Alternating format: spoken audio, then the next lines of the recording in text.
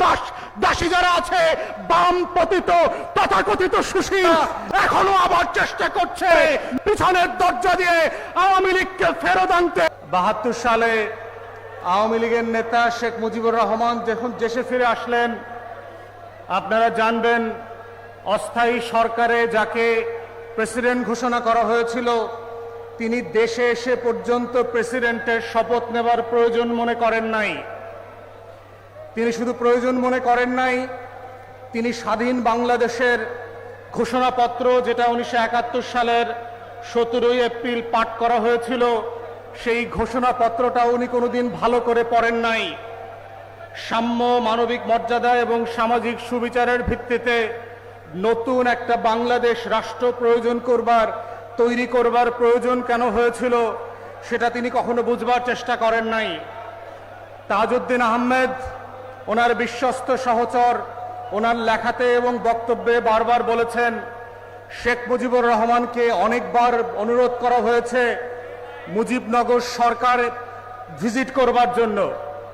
তারা বারবার বলেছে যে মুজিব ভাই, গত 9 মাসের লড়াইটা, সংগ্রামটা আমরা কিভাবে করেছি সেইটা আপনাকে আমরা বলতে চাই, দেখাতে চাই।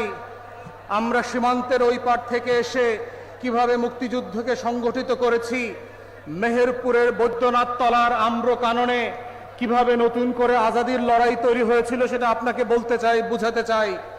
কিন্তু গত 3.5 বছরের বেঁচে থাকার ইতিহাসে শেখ মুজিবুর রহমান ন্যূনতম সেটা করবার, বুঝবার অথবা সাক্ষাৎ করবার, পরিদর্শন করবার কোনো আগ্রহ অনুভব করেন নাই। বরং তিনি যেটা অনুভব করেছেন, বাংলাদেশের পতিত লম্পট বামপন্থীদের প্ররোচনায় তিনি নতুন করে 4th সংবিধান করে বাংলাদেশের সকল রাজনৈতিক দল ইনক্লুডিং আওয়ামী লীগ নামক তার নিজের দলটা বিলুপ্ত করে বাকশাল নামক এক দল প্রতিষ্ঠা করেছেন।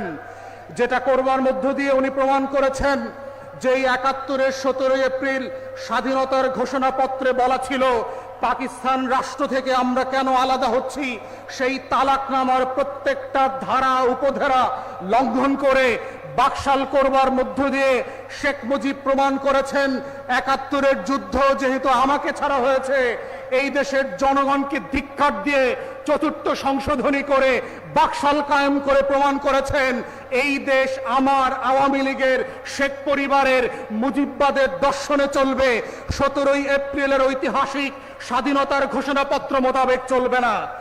এবং এই প্রসেসের মধ্য দিয়ে যেটা হয়েছে, শেখ মুজিবুর রহমানের নেতৃত্বে, শেখ পরিবারের নেতৃত্বে, আওয়ামী লীগের নেতৃত্বে, বামপন্থী পতিত কমিউনিস্ট পার্টিগুলোর বিভ্রান্ত নেতাকর্মীদের নেতৃত্বে বাংলাদেশে প্রথমবারের মতো হিটলারি শাসন ব্যবস্থা বাকশাল আকারে কায়েম হয়েছিল। এবং সেজন্য শেখ মুজিবকে চরমভাবে জীবন দিয়ে সেটার প্রতিদানও দিতে হয়েছিল। কিন্তু 21 বছর পর যখন তার মেয়ে ক্ষমতা এসেছিল, তখন জাতির কাছে ক্ষমা চেয়েছিল এবং বলেছিল, একবার আপনাদেরকে দেশ সেবা করবার সুযোগ দেন।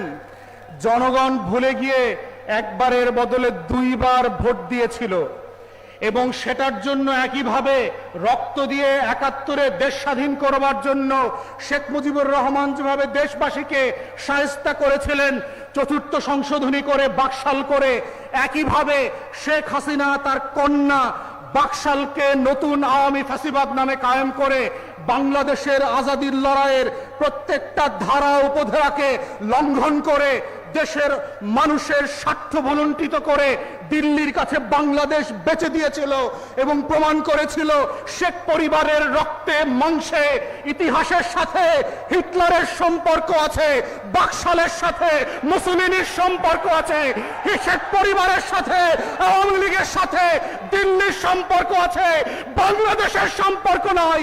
এদেশের 20 কোটি মানুষের, মুক্তিকামী মানুষের আজাদির সম্পর্ক নাই, স্বাধীনতা সার্বভৌমত্বের সম্পর্ক নাই। বারবার বাংলাদেশের মানুষকে আজাদি থেকে বঞ্চিত করেছে এই আওয়ামী লীগ, এই শেখ পরিবার, এই শেখ মুজিব এবং এই দিল্লির দাস দাসী যারা আছে, বাম পতিত তথাকথিত সুশীল বাংলু সিনিয়র বেকার সাংবাদিকের এই মূর্খ পালেরা এখনো আবার চেষ্টা করছে নতুন করে গণমাধ্যমে বুদ্ধিজীবিতায় কালচারাল ফ্যাসিবাদ কায়েম করে পিছনের দরজা দিয়ে আওয়ামী লীগকে ফেরত আনতে। আমাদের বক্তব্য খুব পরিষ্কার, আওয়ামী লীগ দিল্লিতে ফেরত আসবে, আওয়ামী লীগ কলকাতায় ফেরত আসবে, আওয়ামী লীগ সিলেটে ফিরবে না, ঢাকায় ফিরবে না, রাজশাহীতে ফিরবে না, খুলনায় ফিরবে না। অতএব আজকের 11 দলীয় সমাবেশ থেকে আমাদের বক্তব্য খুব পরিষ্কার, যেই শত্রু রাষ্ট্রের সাপেক্ষে বাংলাদেশ নামক রাষ্ট্রের জন্ম হয়েছে, যেই রাষ্ট্র থেকে আধিপত্যবাদ থেকে মুক্ত করে বাংলাদেশের আজাদী, স্বাধীনতা, সার্বভৌমত্ব সংরক্ষণ করবার জন্য শত শত হাজার হাজার মানুষ 24-এ জীবন দিয়েছে, রক্ত দিয়েছে, সেই রক্তের সাথে শুধু আওয়ামী বুদ্ধিজীবী না, বাংলাদেশের কোন সরকারি দলকে গাদ্দারি করতে দেওয়া হবে না। আমরা সরকারি দলকে বলছি পরিষ্কার করে, যদি আওয়ামী লীগকে পুনর্বাসন করবার চেষ্টা করেন তাহলে আপনারা 17 বছরের রাজনৈতিক রোজা রাখার প্রস্তুতি নেন। আপনাদেরকে আবার রোজা রাখতে হবে, ক্ষমতার ইফতার আপনাদের মিলবে না।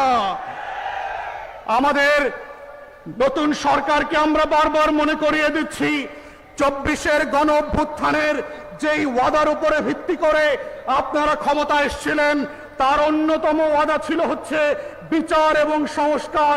সেই জায়গা থেকে আমরা গত 1.5 বছর দেখেছি আপনারা নির্বাচন নিয়ে যতটা উদ্গ্রীব ছিলেন ততটাই বেকফল ছিলেন হচ্ছে আপনারা বিচার এবং সংস্কার নিয়ে। এবং আমরা শুধুমাত্র জুলাই জাতীয় সনদ না, শুধুমাত্র গণভোটের গণরায় না, আমরা দেখতে পাচ্ছি আপনাদের দলের তৈরি করা 31 দফার ইতিমধ্যে 7টা দফা আপনারা লঙ্ঘন করেছেন। যেই রাজনৈতিক দল নিজের করা ওয়াদা জাতির সাথে রক্ষা করে না, তারা জাতীয় জুলাই সনদ, গণভোটের গণরায় কিভাবে রক্ষা করবে? এই প্রশ্ন আজকে জাতির টেকনাফ থেকে তেতুলিয়া পর্যন্ত, রূপসা থেকে পাথুরিয়া পর্যন্ত প্রত্যেকটা বিভাগীয় সমাবেশে লক্ষ লক্ষ কোটি কোটি মানুষ আজকে একই প্রশ্ন করছে। এবং আমরাও আজকে এই প্রশ্ন জাতির সাথে করতে চাই, সরকারকে মনে করিয়ে দিতে চাই, যেই ব্যক্তি, যেই দল নিজের করা ওয়াদা নিজের সাথে রক্ষা করে না, তাকে আমরা কিভাবে বিশ্বাস করব? আপনি তো আপনাকে বিশ্বাস করেন না, আপনি তো আপনার দলকে বিশ্বাস করেন না, আপনারা তো আপনার 31 দফাকে বিশ্বাস করেন না। অতএব আমাদের বক্তব্য খুব পরিষ্কার, জুলাই গণ অভ্যুত্থানে বাংলাদেশ বদলে গেছে, দিল্লির আধিপত্যবাদ এখানে ফিরবে না। রাতের বেলা ইমেল করে এনডিটিভিতে আর রয়টার্সকে সাক্ষাৎ দিয়ে দিনের আলোতে আওয়ামী লীগ ফিরতে পারবে না। অতএব দিল্লিকে বলছি, আপনাদের পলিসি পরিবর্তন করেন। আওয়ামী লীগ ছাড়া নতুন বাংলাদেশের সাথে, নতুন ঢাকার সাথে আপনাকে সম্পর্ক করতে হবে।